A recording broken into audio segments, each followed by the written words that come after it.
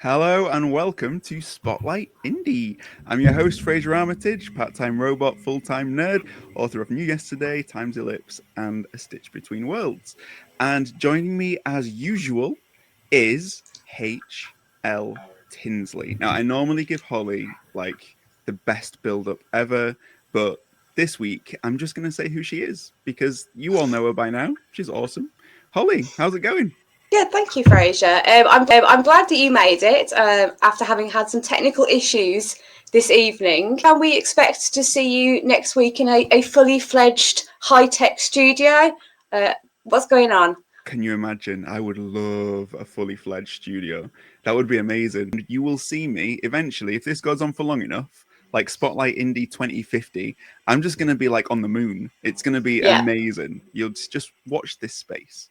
I mean, Join. 2050s, that's quite ambitious. I mean, by that point, you might just be a head in a jar by that point. Yeah, I will take head in jarness. Yeah, totally. It will probably me head in a jar. I'll probably have much better health than the rest of my body gives me at the minute. So I will totally take that. No body over this body. Oh yeah.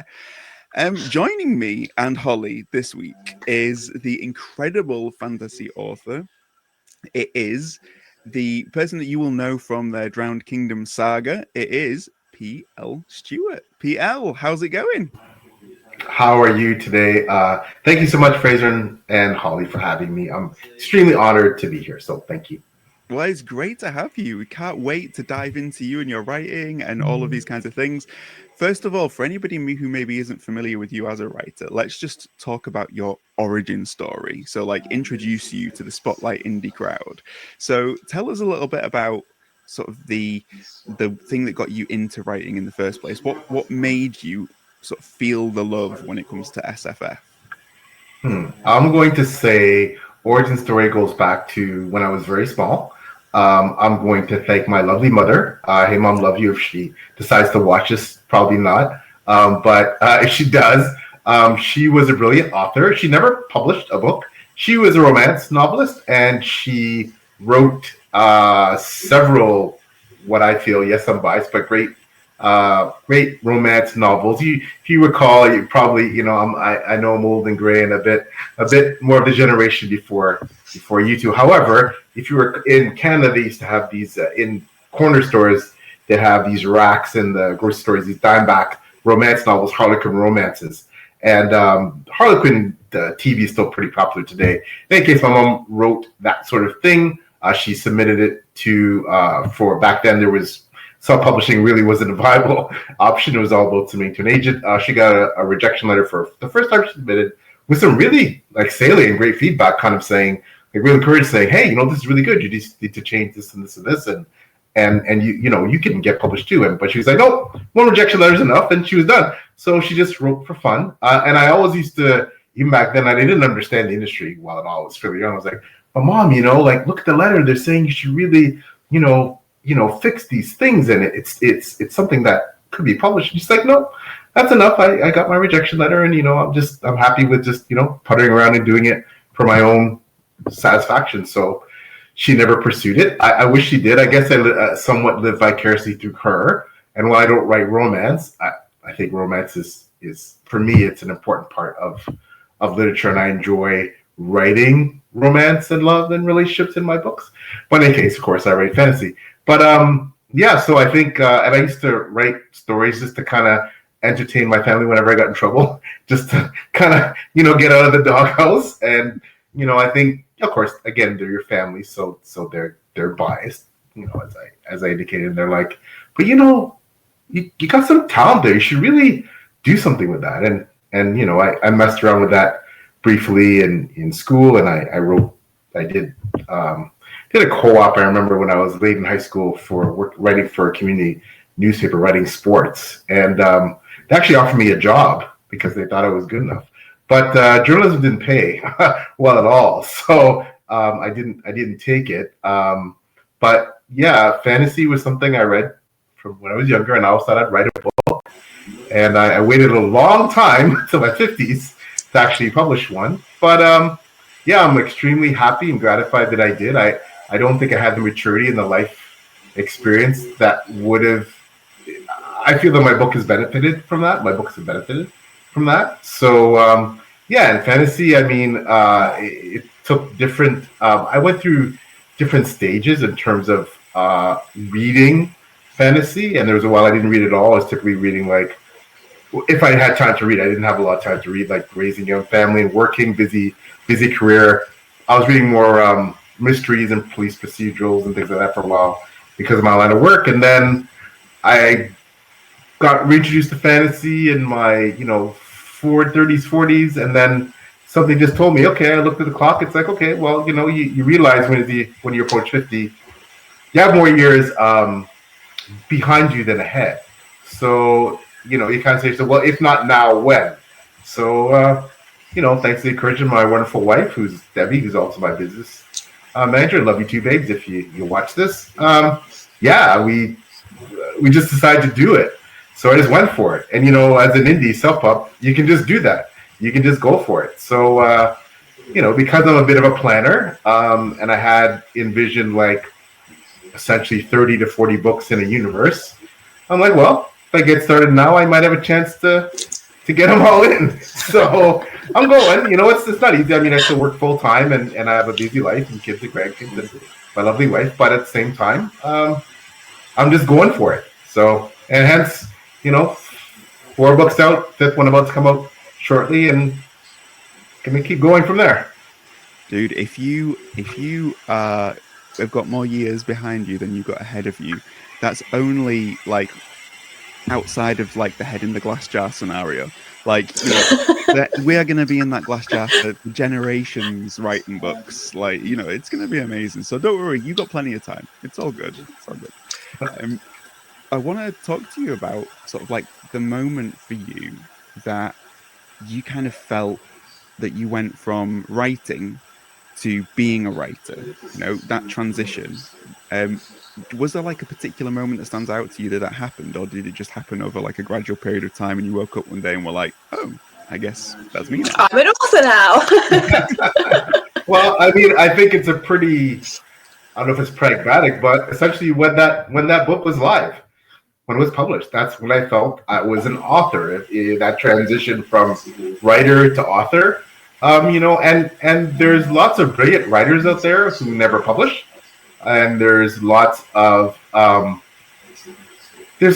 reasons for that. I'm just blessed that I was able to actually publish a book. I feel that the venue and the way I published it was like self-publishing was because I felt I was up there age-wise, and like I said, knowing that you have more years behind it ahead, you better get started. And I didn't feel that waiting to query and then trying to get an agent and then waiting to have that agent shop your book and potentially get a book deal and then waiting for that publisher to publish your book. I felt that was just inordinately long for someone like me. And I'm not typically an impatient person, but I wasn't willing to wait that long, and for something that might never happen, because there's no guarantees, of course. So, and I'm glad that I did. But yeah, that's when A Drowned Kingdom first came out in 2021. That's when I felt, okay, I'm an author. When you first start getting those first reviews that aren't your mom or your wife or your children, and someone actually likes the books and you don't actually know them, like that's it's that process, I think.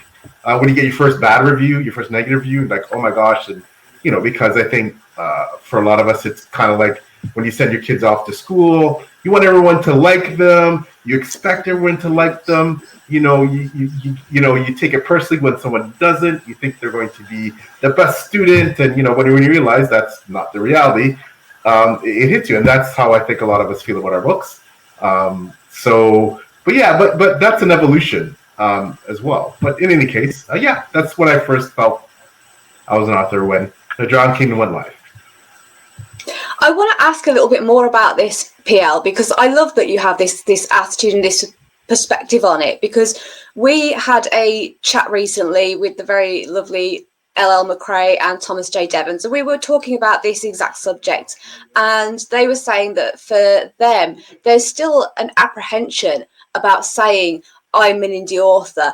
and they've got books out, they've published, they've got all the reviews. So what do you think it is for you that gives you that mindset that says, I can affirm myself in this way, that I can validate myself as an author and not feel like I can't say it? I think it's experience and the community, largely the positivity and the positive attributes of the entire author community. And I'm not saying I have some special insights, but for all of us, I think the three of us certainly, and most of you we know in the writing community, we know authors that have published in a variety of means, whether that's full big five trad, whether it's hybrid, whether that's indie, everything in between. And we know that the grass isn't always greener, on any side. There's just advantages and disadvantages. That's it. Whether it be monetary or, and we know that we have plenty of traditionally published author friends who are brilliant authors but don't sell a lot of books. And we have indie author friends that sell a heck of a lot of books. We have traditionally published authors that don't have a lot of notoriety or acclaim. We have lots of indie authors that have plenty of acclaim. And of course, there's traditionally published authors.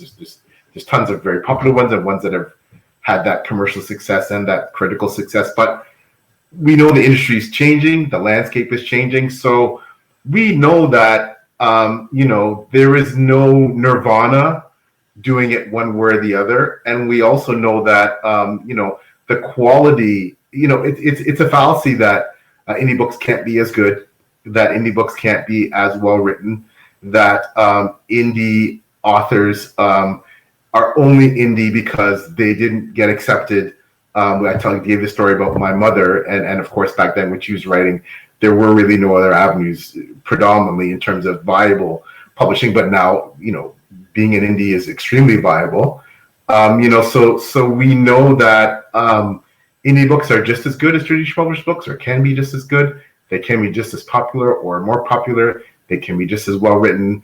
And I look at all books the same. I look at all authors the same. The difference, though, is, and when I approach it from my blogging lens, I try and, because I realize that stigma exists still for indie authors, and I think that's the one area where, when it comes to reviews and critiques and so-called prestigious blogs and or review sites giving credence to indie authors, there's certain awards you're not even eligible for in the writing world unless you're traditionally published. I think there's still that bit of that elitism. So I approach it as a blogger and reviewer that, I give some deference in terms of like perhaps how I review indie books sometimes. But other than that, yeah, we're all the same, man. So, we all slog. Traditionally published authors have to market now as aggressively as indie authors because frankly their organizations don't back them quite the same way, unless you're in that select few top selling books within that trad organization. So I mean, yeah, there's no reason not to be confident, and there's no reason not to feel that you're an equal. I think all authors suffer from imposter syndrome, regardless of how you're published. But I mean, I have this very tiny audience that is loyal and actually waits for my next book, and they actually care about, like, they genuinely like it. And no, I don't have the audience of a George R. R. Martin or a J.K. Rowling or Robin Hobb, and I likely never will. But I'm happy with the people that actually like my books. I said beyond my wife and my mom and my kids, and I think you have to learn. It's not that you're not always striving for success and whatever success means to you, but I think you have to learn to be appreciative of what you have. And I'm extremely appreciative that someone actually reads my books and likes them, because that's not a guarantee either, regardless of how you're published. There's a lot of traditionally published books that fade into obscurity and no one ever reads them, essentially never heard of them, and the authors lose their contracts, and that's it. Unfortunately, it's sad. But as an indie, as long as you're willing to put up the funds and press the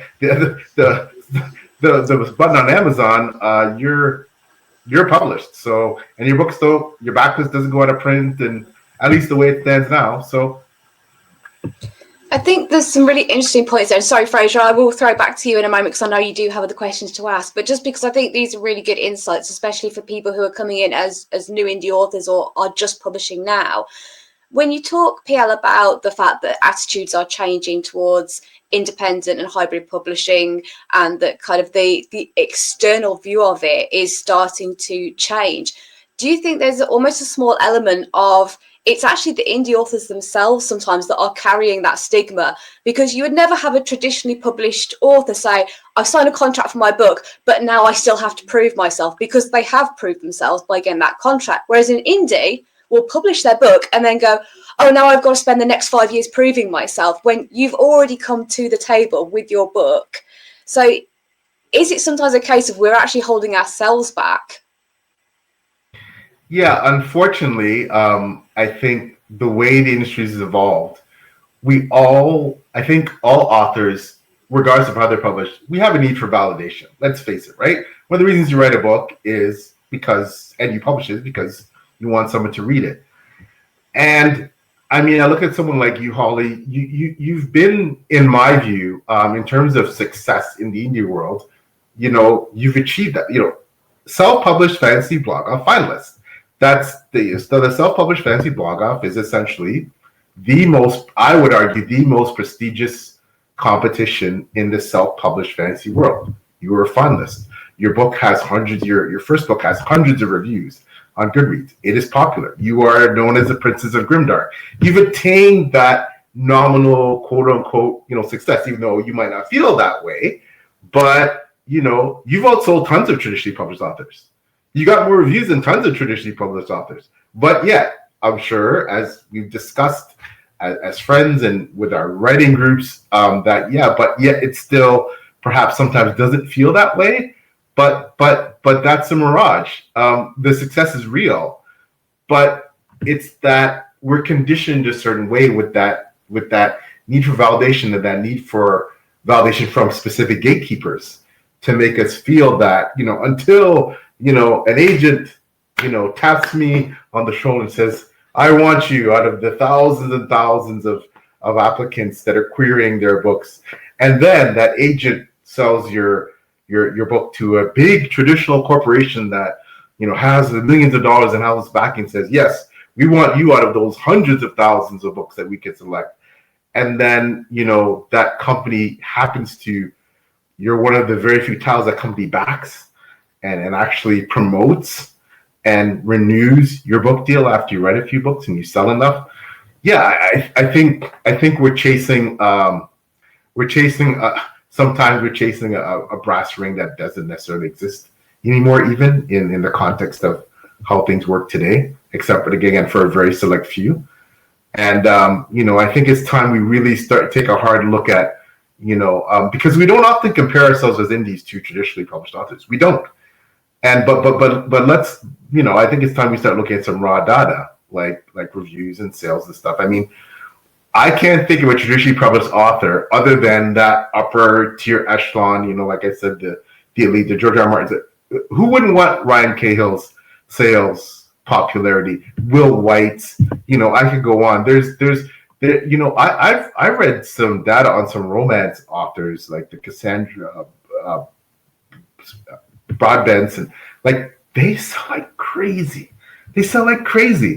And being an indie is being an entrepreneur in the purest sense of the word, I think. And there's lots of successful entrepreneurs out there. Perhaps they don't have the recognition and there's not awareness of them that there might be from someone who has the backing of this huge, in some cases, multinational corporation. But yeah, it's real. The indie success is real. So. Do you think as well that part of the reason why there is this difference between trad and indie is because the trad community has a community inbuilt in and of itself to be able to support you, because you have a publishing house saying you're an author, you have an agent saying you're an author, you have the reviewers that that get the advance copy saying you're an author. And as indie writers, often what happens is that community is something you have to build and consciously build around yourself. And until you have that, you don't have that same level of support. Do you think that community and within the indie sphere is helpful for those new writers who are like, well, I'm never going to feel like a writer? Do you think building the community is a big important step for that? I think it is everything. I think it is. We don't do, writing seems, we talk about this a lot. I'm sure you've heard this a lot. This isn't a new concept. Writing seems like a really solitary job, but we certainly don't do it in isolation, especially as an indie. It's your support network that allows you to thrive and succeed. It's your support network that, when you can't figure out how to upload this thing on Amazon, or you don't know where to get the right cover artist, or, hey, can you beta read my book? Or, that's the community. Oh man, I had a horrible review. Oh, I had a great review. Let's celebrate the success. That's the community that's gonna help you weather all the challenges and celebrate the successes and boost you and guide you and help you avoid pitfalls. And it's the community that's where you succeed. And I think I'm not saying you can't do it without the community. I'm saying I just believe it's a heck of a lot harder. And I don't think it's nearly as fulfilling if you don't have it. Like I would be nowhere without people like Holly. I'd be nowhere, right? And there's so many things that Holly has done for me, personally, professionally. I can't quantify them, right? As an author, people like Holly, people like Tim Hardy, people like Bjorn Larson, our little group, for example, Marmites, and all the other groups that we're part of, within the community, right? And then again, the broader community itself. Like you cannot put a price on that, right? Support of your mental health, right? As an author, because it's not easy, right? It's not an easy thing to do. And it's not an easy thing to do to put yourself out there and take all the risks and all the financial risks, especially as an indie. And to leave a part of your soul in a book that maybe perhaps people love or people don't appreciate. So I mean, yeah, I can't say enough about the fact that I think, especially as a new author, getting linked to the community and supporting the community, and in turn, being the benefit of that support, you're going to get it back 10 times over. Whatever you give, you're going to get back 10 times over. So yeah, I think that's imperative as an indie author when you start to get linked to the community. That's cool. What is it that because you mentioned earlier about sort of like, the data on things like sales, and that being sort of like a good comparison for success. But is that how you gauge success when it comes to your books? Is it, when you write a book and you put it out into the world, what's your ambition for that book? What's your hope for it? Is it to sell a lot, or is it to reach a particular, type of person? Or how do you feel about that, when you approach releasing a book? Well, I think I'd be disingenuous if I said that I'd be lying if I said I didn't want to sell, 100, 200, 300, 400,000 more, as many copies as I could of all my books. I'd be lying if I did say that. I think a lot of authors want that. I think the difference is I'm satisfied with what very, very small audience I said is I have, that they actually like the book. I'm very humbled by the genuine praise and critiques from people who I respect, such people like Holly, certain reviewers, certain authors and certain readers that I think they're really discerning, and I think their feedback is genuine, and I think that for them to like my book that much and to enjoy it, that's a big deal. It's a lot of gratification there, and I think again, I feel like I am building a very, very tiny, small but loyal audience, and I think there's it's very rewarding. I hope to build more of that as I continue to write, but I also am caught as the fact that I'm still new. Like, people feel, I think as your writing career continues, you realize that if you only write one book, that's fantastic, and that one book might blow up and become the best-selling book ever. I think for a lot of us, that's not the path. That's not the reality. However, I think it can happen, but I also think that for most of us, regardless of how you publish, it's about the body of work. So it's until you've accumulated a certain backlist, you have 5, 6, 7, 8, 10, 20 books.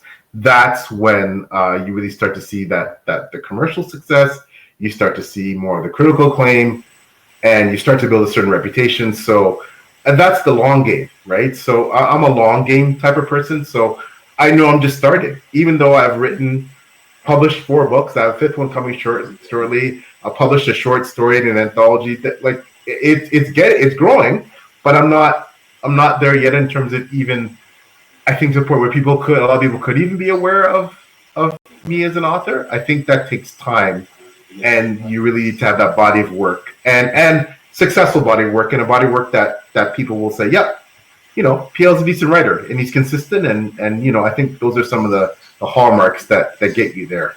But it's not all about commercial success, and I don't think you should get into this type of thing for commercial success, because, like I said, it's a very tiny upper echelon that really can even sustain themselves full-time, as a full-time gainful employment, being a writer. Most 90% of writers, traditionally published or indie, they're not full-time. They have, like me, they have other jobs that sustain them. So but yeah, that's my thoughts on that. I want to jump in a little bit, PL, because I want to kind of hone in on your books in particular, because I know, as you said, you have got 4 books out in the Drowned Kingdom series. You have got another one that is on the way. But in the meantime, you have been working on another project, which I'm excited to dive into, which is the Shaper of Worlds Anthology that you've been involved in. Can you tell us a little bit about that and how you got into that project? Wow. Well, thank you, Holly. If you forgive me some bit of shameless self-promotion, this is it. This is Shapers of World Volume 5. There are some absolutely brilliant authors on this anthology. Brandon T. Anderson, Ido Van Belkom, MJ Kuhn, Amara Richards. There's just so many incredible authors in this, science fiction, fantasy, horror. The genesis of this is that Ed Willett, he's a traditionally published author. He is a brilliant traditionally published author and an award-winning podcaster. So what he was doing for the past few years is inviting certain authors onto his podcast, Shapers of World podcast. And then he was asking those authors if they wish to be part of this annual anthology that he puts out. So I was extremely humbled when he asked me, of course, and I'm like, "You sure you got the right guy?" Because when I look at some of these authors of the caliber, I'm like, like I said, we talked about imposter syndrome a bit. You feel you don't measure up, but for whatever reasons, Ed picked me. I'm very, very grateful. And so this anthology is coming out March 25th, as I said. It is, I think, a really dynamic and intriguing anthology, and all the stories are very different and unique. And I feel like for me specifically, I have never written short fiction before, other than short stories that I wrote as a child, right? I've never published anything short before. I wonder if I could. I wonder if I had the skill, right? So when you have a word count, like basically 10,000 words or less, you're like, can I even stick to that? I write these 200,000 word novels, right? So, and I actually think it was harder for me. This is the hardest thing I've ever written, the short story in this anthology, which is entitled The Forest Dark. It is part of my Drowned Kingdom universe. It is linked to my main series, and the events in this story occur essentially, I don't give it too much, let's just say around 1,000 years prior to the events of my main series. But it is, I think, for those who have read the Drowned Kingdom saga, I recommend you read the story somewhere. If you're reading up into around now where book 5 is coming out, I recommend you read it prior to book 6. I think it'll add a lot of value for you once you get to book 6, which I'm working on now currently. It's my first foray into, shall we say, fantasy horror, if you want to say a subgenre. So, but yeah, a great anthology, lots of fantastic authors. I think it's extremely well written, and highly recommended. Not so much for my story, but some of the other stories, they're just brilliant. Well, I will highly recommend it for your story, PL, because I have been fortunate enough to get an ARC. So I have been having a read of some of the stories over this weekend, and I have read yours. And I want to talk a little bit about it because there were a few things that jumped out at me. Quite literally in some cases with some of the things that happen in the story. But I read it, and as ever, my mind was blown, because within a maybe 3 to 4 paragraphs, you've done this thing to me that you always do, PL, and you're very good at it. It is a talent I am extremely jealous of, that within 4 paragraphs, you are making me think about the world, not just the world in the story, but the world in general. And this is what I have enjoyed about your work previously, is that you bring themes and ideas that not only work for the story that you're telling, they also force you to consider things about the world around you and the people in it and the life you lead and what your impact and input is to the world. So first of all, I want to say thank you for doing that, because I admire that fearlessness that you have. I think it's incredible and it's incredibly important. But I wanted to ask, because this is something that you've done throughout your Drowned Kingdom series and through this short story, what do you want readers to feel when they read your story, and particularly the themes within them? Well, thank you, Holly. I'm so humbled.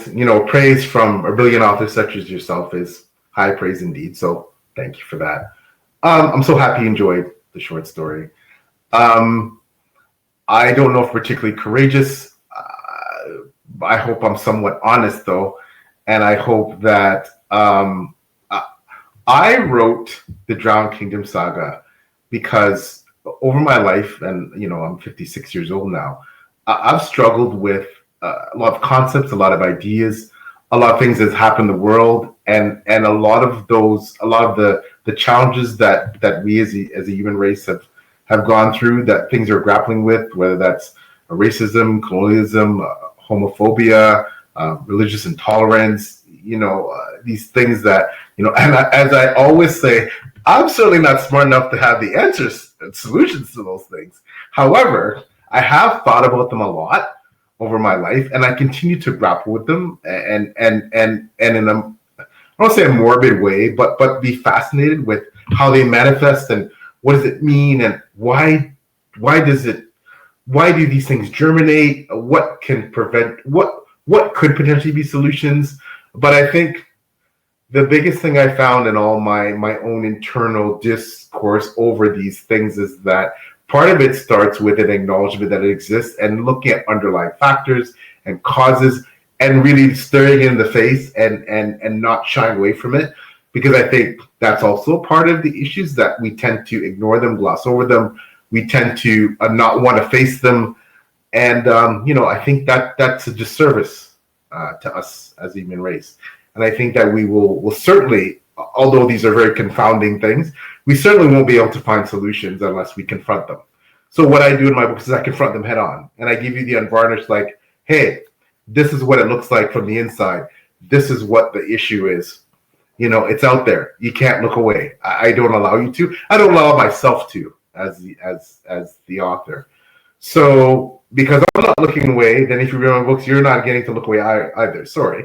And that will also hopefully prompt more discourse, discussion, thought processes, looking towards hopefully one day. I know it's, like I said, I'm not sure if we're ever going to have some utopian society the way you've read in some science fiction books or seen in science fiction movies. But I think as a human race, we aspire for that.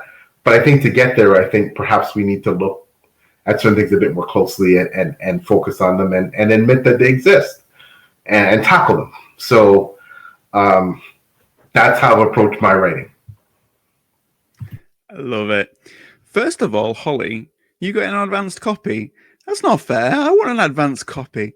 It's like, this anthology sounds amazing. Well, you're certainly welcome to one. I will send you one after the recording.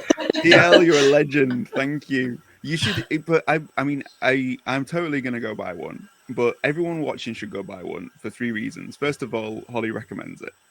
That's a reason number one. Secondly, PL's in it. I mean, that's straight up on the wish list. And then third, you said MJ Kuhn.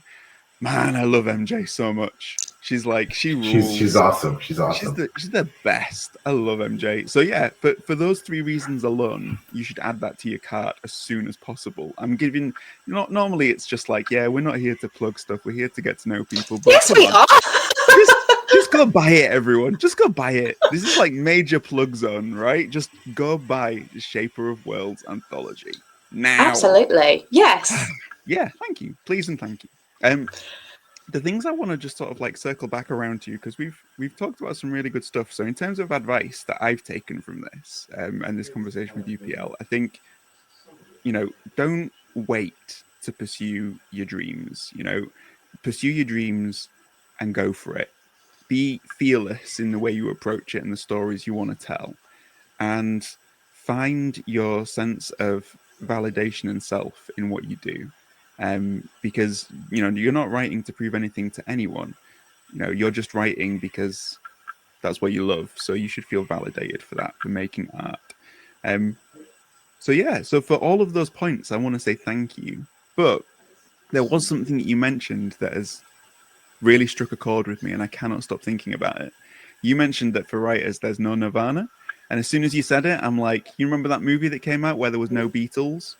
That Yesterday movie? I am in that movie right now, but the Nirvana version, right? And I am just like, I've been trying to toy like with the emotions of imagining no Dave Grohl in my life. Like, why would you do that to me, PL? Why? I mean, for those of you who are parents, you never stop becoming a parent. Your kids go to school and they grow up and they become productive in society, and they have their own kids and their own spouses and their own careers, their own things. But you never stop being a parent. There's no end to that until you're no longer there, and even then, you're still a parent. So I think it's sort of like that. How do you measure success as a parent? It's virtually impossible, right? You will second guess yourself so many times. Did I do the right thing with this? Should I have done this? Should I have done that? What's your measure of success? I always equate that. I think that for me, it's synonymous with writing. And everybody's measure is very different. Their metrics are very different.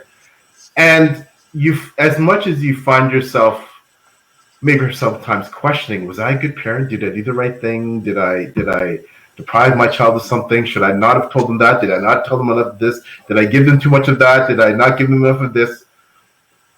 I think most of us, when we look back at our lives, would say, I did my best.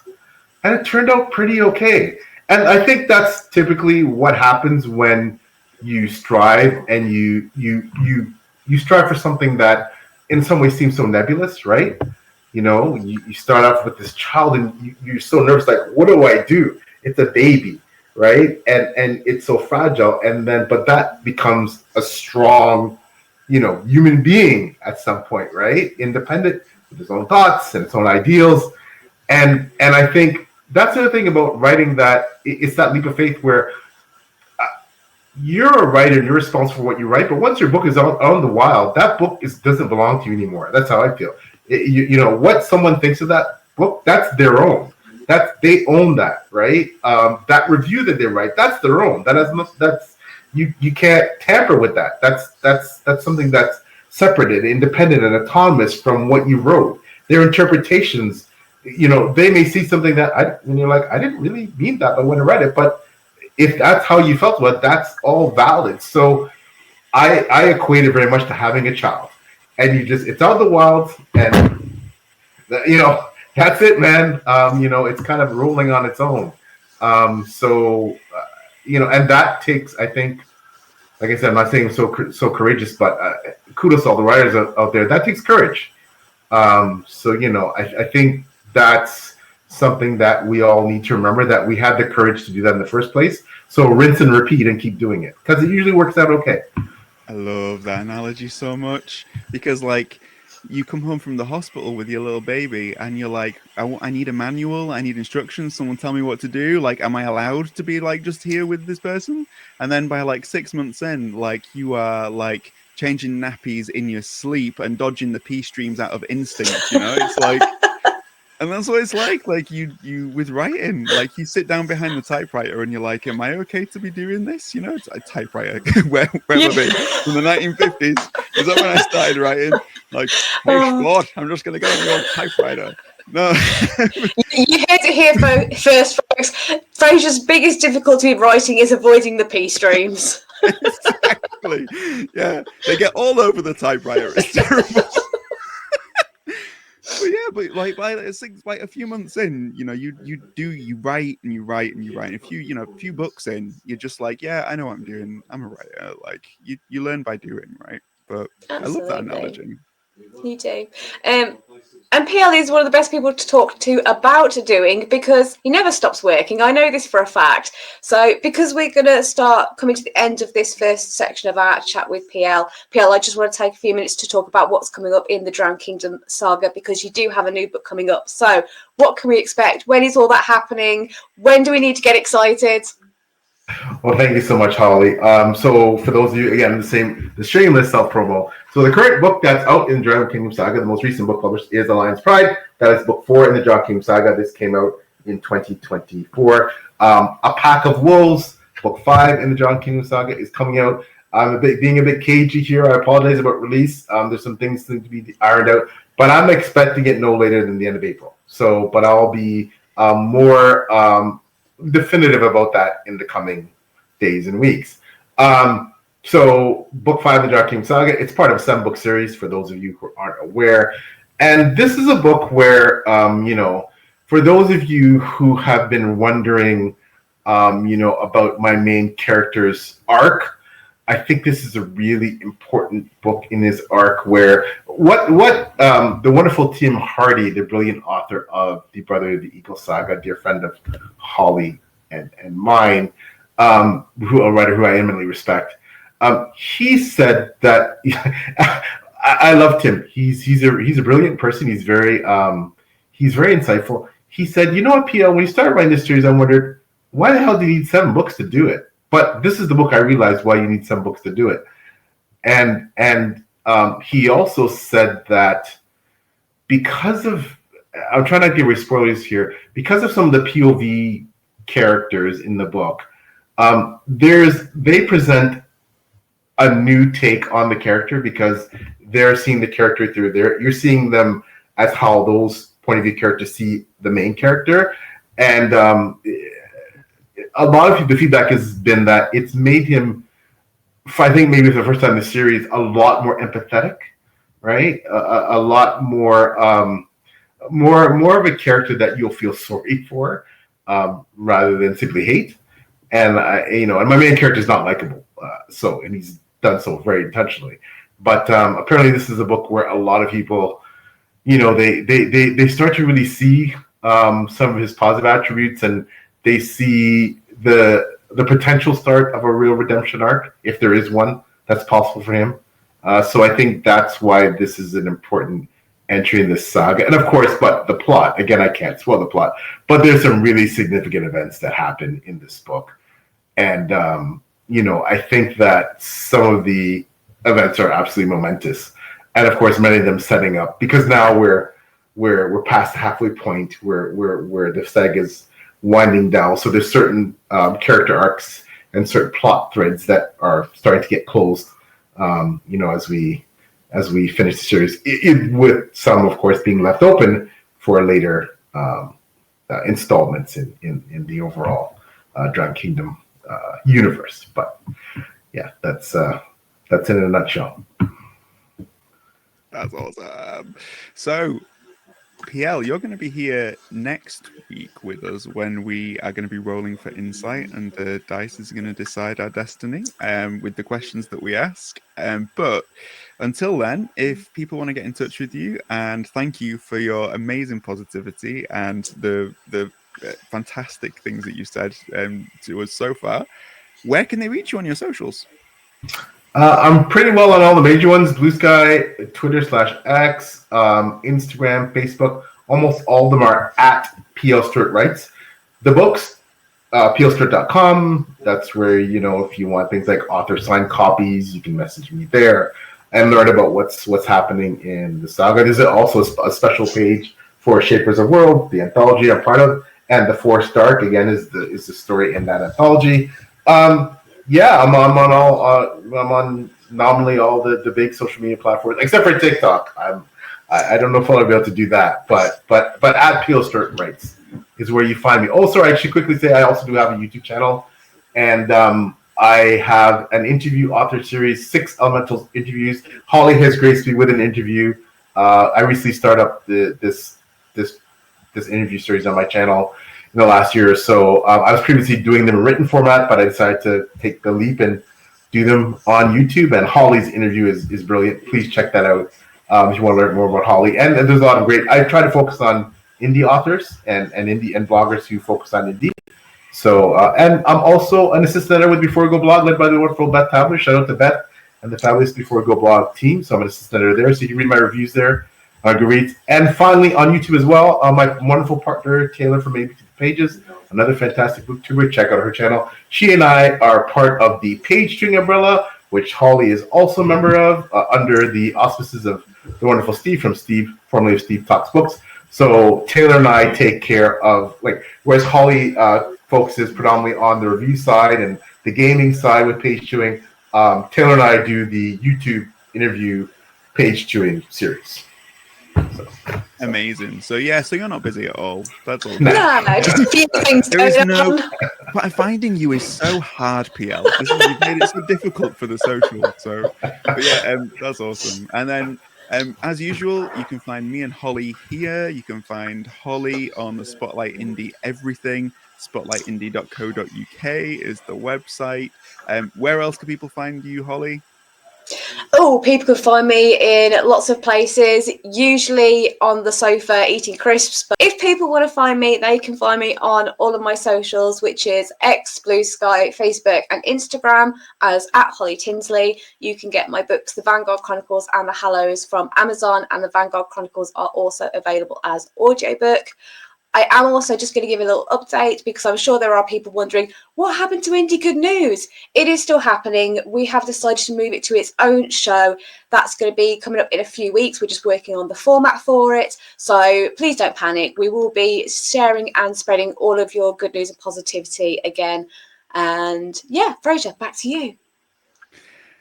I usually regularly find Holly on the sofa eating crisps. That's just the only way I find Holly. Yeah, I have to drag her from the sofa to do these interviews.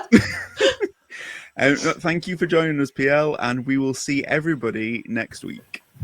Thank you so much. Honored to be here. Thank you. Bye-bye now.